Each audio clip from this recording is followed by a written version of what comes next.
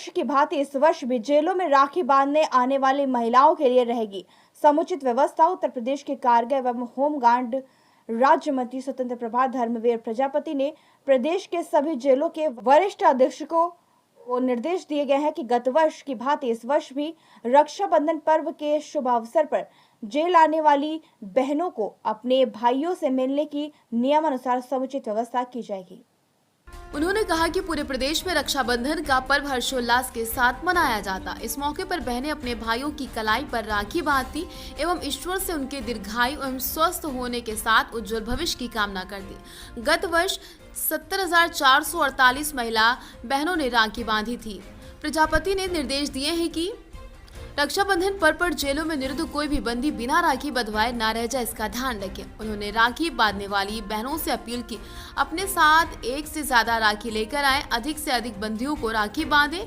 सभी जेल अधीक्षकों को निर्देश दिए राखी बांधने आने वाली बहनों को बैठने, पीने का पानी इत्यादि की समुचित व्यवस्था की जाए, किसी भी प्रकार की असुविधा न हो, इसका ध्यान रखें। कारागार मंत्री ने नारी बंदी निकेतन एवं आदर्श कारागार लखनऊ पहुंचकर महिला बंदियों से राखी बंधवाई। इस मौके पर नारी बंदी निकेतन की डिप्टी जेलर पुष्पा देवी, सीता मिश्रा, शकुंतला एवं निरुद्ध बंदियों में से अर्चना, करिश्मा, मीना, मनोरमा, अफसाना, किरण, सरिता और महिलाओं ने मंत्री को राखी बांधी एवं उनके स्वास्थ्य एवं उज्जवल भविष्य की कामना की।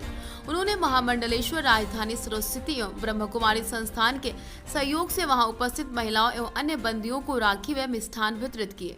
बंदियों से संवाद स्थापित करते हुए शांति पूर्वक इस त्योहार को मनाने की अपील की। कहा, आप जब जेलों से रिहा हो तो एक अच्छा नागरिक बनकर ही निकलें। बता दें कि कारागार मंत्री धर्मवीर प्रजापति के मुताबिक मथुरा जिला जेल में निरुद्ध महिला बंदियों ने 5,000 राखियां तैयार की, जो कि बाहर बिक्री के लिए भी भेजी जा रही। प्रति राखी 10 रुपए कीमत है।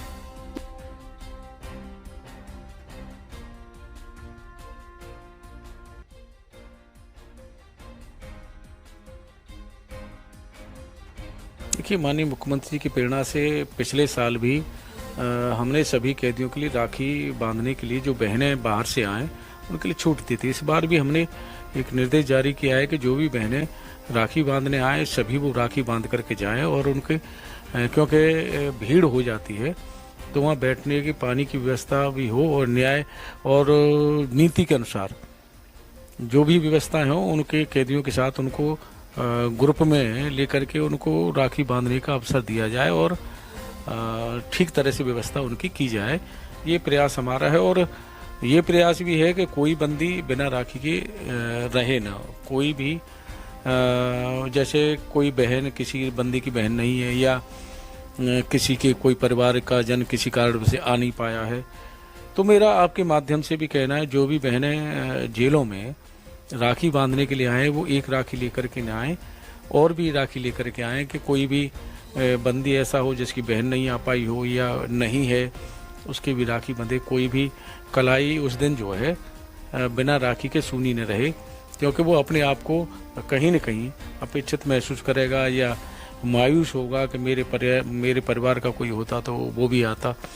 तो ये प्रयास हमारा है और इसके लिए समुचित व्यवस्था के लिए करने को हमने सभी जिलों को निर्देश दिया है। ये होता क्या है कि पिछली बार रिकॉर्ड तोड़ 70,448 बहनों ने राखी बांधी थी, भीड़ लग गई थी, बड़ी बड़ी लंबी लाइनें लग गई थी।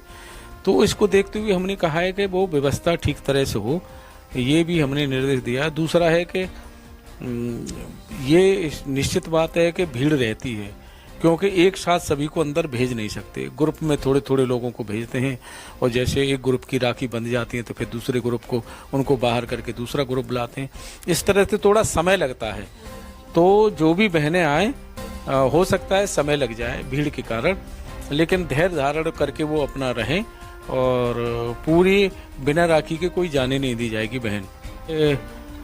ये योगी जी के नेतृत्व में सरकार है और हम सभी पहलुओं पर काम करते हैं, क्योंकि हम जानते हैं कि कैदी सभी पेशेवर अपराधी नहीं है। तमाम अनायास घटित घटनाएं होती हैं और वो जेल में चले जाते हैं और हैं तो इंसान, कैदी हैं लेकिन है इंसान। और जो अनायास घटित घटना में कैदी बन जाते हैं वो जेल में चले जाते हैं, उनके लिए मानवीय दृष्टि से काम हो, ये भी हम कर रहे हैं। और आपके माध्यम से एक जानकारी और देना चाहूँगा, जेलों में युवाओं की बहुत बड़ी संख्या है इसलिए उन युवाओं को स्वरोजगार से जोड़ने के लिए हमने उत्तर प्रदेश की सभी जेलों को कौशल विकास एमएसएमई से जोड़ा है और हम सभी को काम सिखा रहे हैं। जब भी वो न्यायालय के माध्यम से जब बाहर जाएं तो स्वरोजगार से जुड़ सकें, बेरोजगार कोई कैदी न रहे, अपना काम करे। एक घटना बताता हूँ, मैं मथुरा जेल में कैदी था और वो कैदी 302 में था।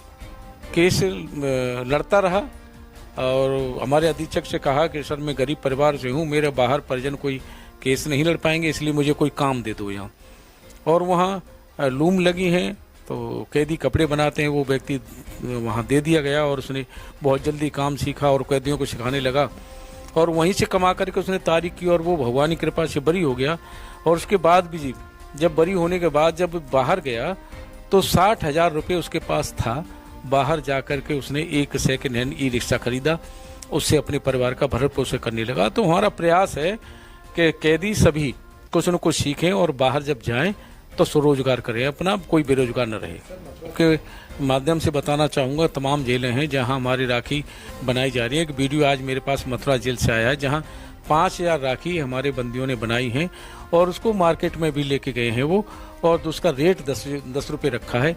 और मैं आपके माध्यम से कहूँगा कि जहाँ भी जिस जिले में कैदियों के बनाए हुए अगर राखी बाहर मार्केट में आती है तो उत्तर प्रदेश की जनमानस से मैं कहूँगा कि सभी भाई उन कैदियों को ज़्यादा खरीदें, जिससे उनका मनोबल बढ़े और उनका परिश्रम भी उनको मिले।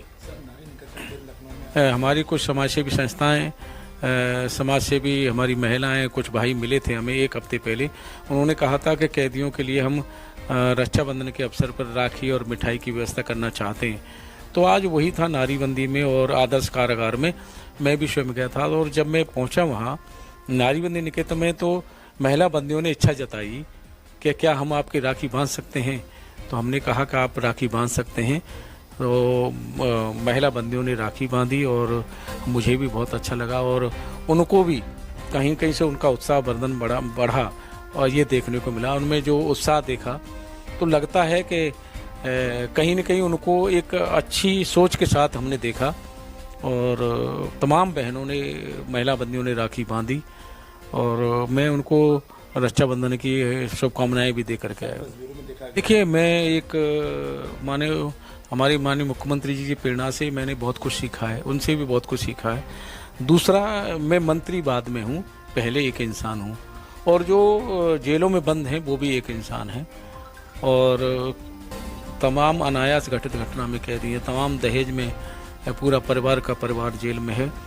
तो हैं तो वो इंसान ही, अगर कहीं कोई गलती उनसे हुई है, पश्चाताप भी बहुत कैदी करते हैं। तो मेरा प्रयास है कि एक इंसान दूसरे इंसान की परिस्थिति को समझे और उन्हें प्रेरित भी करे। हम जब जाते हैं जेलों में तो उनके साथ संवाद करके उनको प्रेरित भी करते हैं कि आपके जेल में आने के बाद आपका परिवार किस परिस्थितियों से गुजरता है। जब उनको परिस्थितियां गिनाते हैं उस समय वो संकल्प करते हैं कि हम जेल में से बाहर जब जाएंगे न्यायालय के माध्यम से, उसके बाद कोई गलती नहीं करेंगे। तो मैं समझता हूँ कि मैं एक साथ साथ मंत्री के साथ साथ एक इंसान का फर्ज भी पूरा कर रहा हूँ और जितने कैदी होते हैं वो सब संकल्प करते हैं, लेकिन मैं मानता हूँ कि सब न सुधरें। 10%, 20%, 30% भी अगर वो सुधरते हैं हमारे प्रयास से तो एक अच्छी पहल है, अच्छा काम है और एक इंसानियत का भी काम है।